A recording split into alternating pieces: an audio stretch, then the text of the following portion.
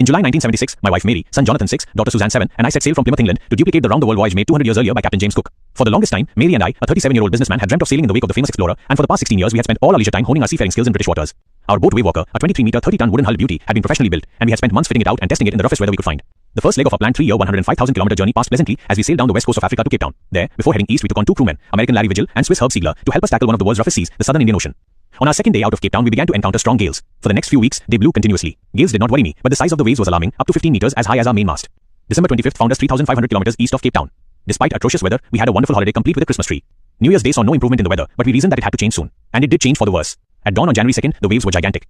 We were sailing with only a small storm jib and were still making 8 knots. As the ship rose to the top of each wave, we could see endless enormous seas rolling towards us, and the screaming of the wind and spray was painful to the ears.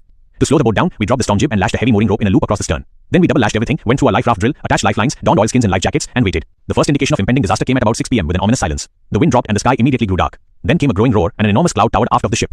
With horror, I realized that it was not a cloud, but a wave like no other I had ever seen. It appeared perfectly vertical and almost twice the height of the other waves, with a frightful breaking crest. The roar increased to a thunder as the stern moved up the face of the wave, and for a moment I thought we might ride over it. But then a tremendous explosion shook the deck. A torrent of green and white water broke over the ship, my head smashed into the wheel, and I was aware of flying overboard and sinking below the waves. I accepted my approaching death, and as I was losing consciousness, I felt quite peaceful.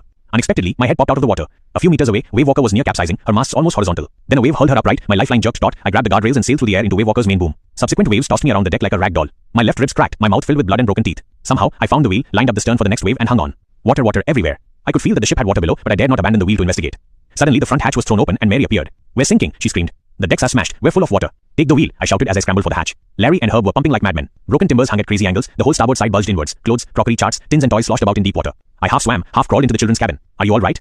I asked. "Yes," they answered from an upper bunk. "But my head hurts a bit," said Sue, pointing to a big bump above her eyes. I had no time to worry about bumped heads. After finding a hammer, screws and canvas, I struggled back on deck. With the starboard side bashed open, we were taking water with each wave that broke over us. If I couldn't make some repairs, we would surely sink. Somehow, I managed to stretch canvas and secure waterproof hatch covers across the gaping holes. Some water continued to stream below, but most of it was now being deflected over the side.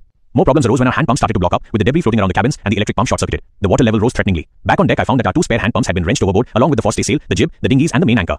Then I remembered we had another electric pump under the chart room floor. I connected it to an outpipe and was thankful to find that it worked. The night dragged on with an endless, bitterly cold routine of pumping, steering, and working the radio. We were getting no replies to our mayday calls, which was not surprising in this remote corner of the world. Sue's head had swollen alarmingly. She had 2 enormous black eyes, and now she showed us a deep cut on her arm. When I asked why she hadn't made more of her injuries before this, she replied, "I didn't want to worry you when you were trying to save us all."